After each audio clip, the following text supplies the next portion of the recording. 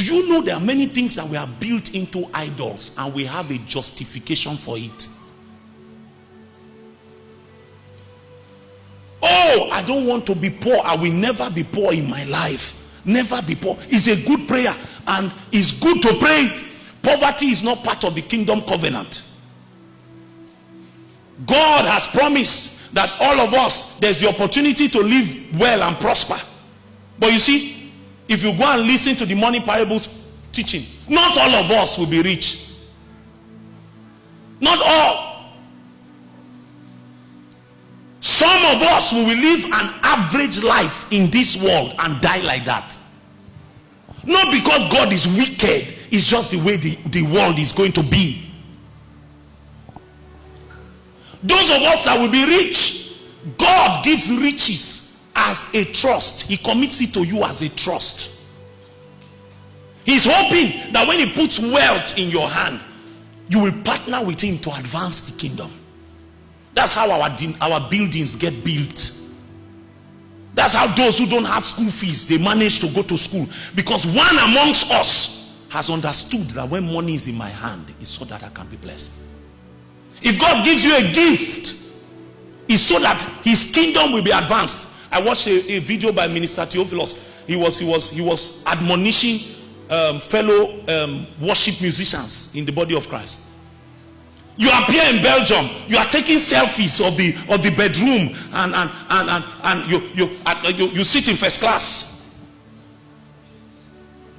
and then you say missions to the nations. As you are coming from car, they are videoing you. And he said in that his video, he said, you are forgotten you are not a celebrity, you are a missionary. That's not how we measure success in this kingdom. But our definitions have become so corrupted that there are things that we are pursuing and we don't know that our hearts have become dark. Dark. And this is why, before I used to go to the Lord and cry that why is it that many Christians love you so much and yet they are suffering? See, some of us, God knows he can't entrust you with money. He knows if he gives it to you, he will lose you. So he leaves you there. He knows. The problem with the Christianity today is our definitions. Definitions.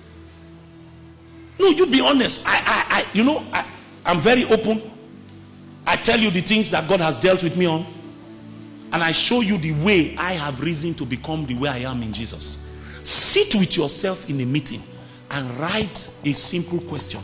What is success to me? And what is success to God? What does it mean to prosper in God's eyes? You will now know that the world has told you a lie. You will know the world has told you a lie. All our traditional definitions have been challenged. Now sexual purity is no longer popular. You don't know the kind of things that happen on social media. One lady posted on Twitter. You know what her post was? That you should be embarrassed if in your mid-20s you are still a virgin. You should be embarrassed. That it means that there's something wrong with you. That you don't know how to be socially relevant. That there's something, you don't know how to mingle. That's what she's saying.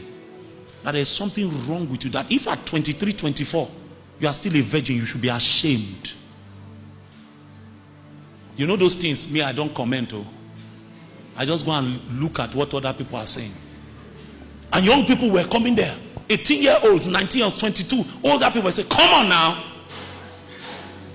Say, tell them. Tell them. Because you know the things, the definitions we are advancing, it looks so hard.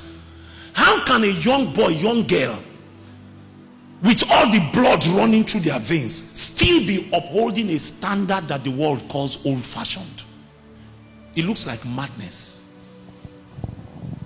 It looks like foolishness. The same Twitter, ladies came, and you know the competition, whose breast is bigger than the other one, is a full thread on Twitter. That's the generation in which we are living. And the thing that hurts me the most is that Christians are in this space, but you know what is happening? We are ashamed, so we are hiding. We don't flaunt Jesus. You know why? We feel that the world has something that is better than what we have, so we are ashamed. Say, how can I now go and be talking about Jesus when the people who are in the world, they have more money? Young people are under pressure because of what the world calls success. Trek with pride. See, trek with pride. Don't let people put you down because you are going through a season in your life. Wear Jesus like a badge. Carry him around with honor. If you are a gate man and you love Jesus, let them not be able to say that you are part of fraud. Carry your integrity with honor. Don't defraud men because you know that there is a blessed hope. One day it will be obvious that I had nothing here, but I had what mattered the most. I have a gate pass to the marriage supper of the Lamb. I have a gate pass. That gate pass, you can't buy it in dollars. Men that get it, they get it when they are washed with the blood. Sinners are flaunting their sin, flaunting their immorality. But my generation is ashamed. You know why? We don't look successful. We don't look like we are big men. So we think that the world has a right to oppress us. It's because you do not know that what you have is greater than silver or gold.